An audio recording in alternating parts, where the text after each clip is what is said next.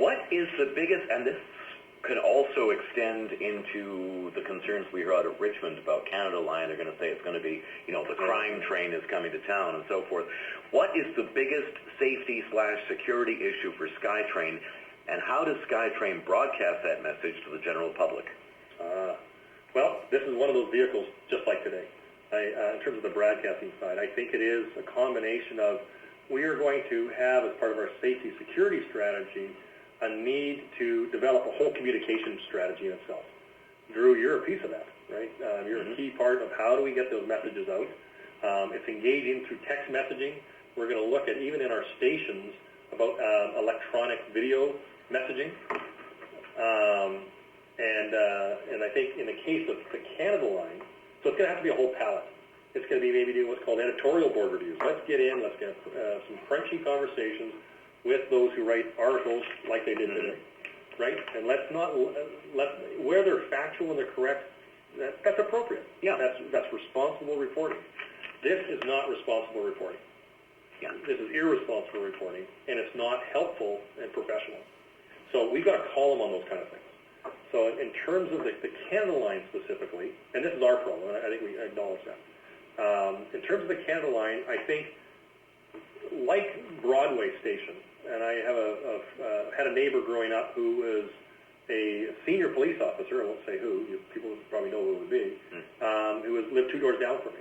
And before SkyTrain was even in place as a younger person, a lot of the police at the Broadway Station, was now Broadway Station, were afraid to even go into that area. It was so fraught with crime, prostitution, drugs, criminal activity. So SkyTrain didn't bring it. It was already resident there. Yeah. And I think if you go to, there has been some police work, analysis recently done, actually the first in, I think, the region's history, where all the different police have combined their data, that actually will show there's a significant amount of crime around some of the SkyTrain stations that are coming into the Richmond area, even before SkyTrain is even built. So we've actually established, this is a good example of the value of the transit police service, that we've already established an example of a benchmark of what crime already is. And some of them were quite surprisingly large. And so it isn't related to SkyTrain. SkyTrain is just a roadway or a dedicated pathway of mobility for all kinds of people, and yes, unfortunately, criminals. But the crime is already there when it comes to many of those places in Richmond. Yeah, correct. Well, in fact, it was really interesting for me. At the time, remember they had the transit strike back in whatever year it was, and the bus system was shut down for about 4 months. And I remember having to go meet with one of the downtown Vancouver East Side group, and it was really interesting. They made an important statement to me, which is quite revealing. They said, "Boy, is crime ever down since the transit system is shut down." So with the strike. I said, well, gee, that's quite interesting, because SkyTrain's still running. And so they went, oh, yeah. So they thought it was, we're bringing all these people in from outside of Vancouver to commit their crimes and leave town, do their drug deals, do whatever they do and leave.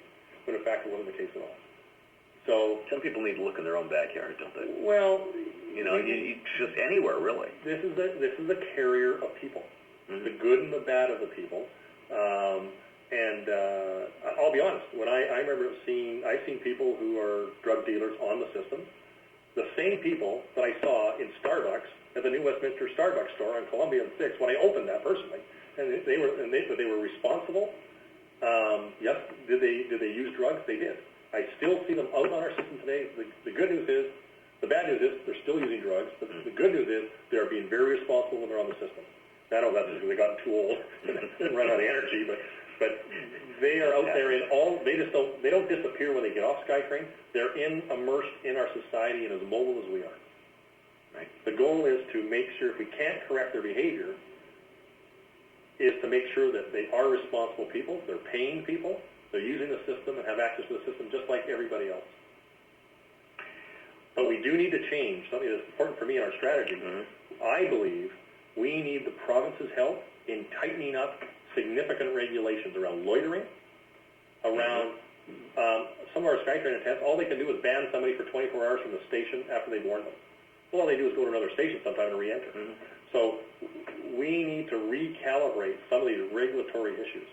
And I have a frustration where there's examples where the police and our staff get frustrated. The same criminals keep showing up on and on again, it's just a very small group, on and over again on the system, and they're not getting dealt with in the criminal courts. I'm not an expert. Which is a whole nother area right there. I'm not here to understand the implications of it, but the same people are showing up and are not getting dealt with appropriately. So that may be not proper to say, but it's real. And our staff get frustrated. I know the police get frustrated, not just on SkyTrain. They get frustrated in Vancouver Police Department, the RCMP, and et cetera. So we can help shape the regulatory side. I don't think we have a hope on the court side. So I personally am a believer in what Wally Opal just announced. I would really like to see some of our common offenders sitting in the municipal court system, that community court system, where the same judge is saying the same people show up 6, 7, 10 times and having to look the judge in the eye going, what behavior change are you making? And if you aren't making one, then the sentence starts accelerating up quicker. And the accountability about being responsible in society, let alone our SkyTrain system. So that's a personal belief I have, and I'd like to see that pursued.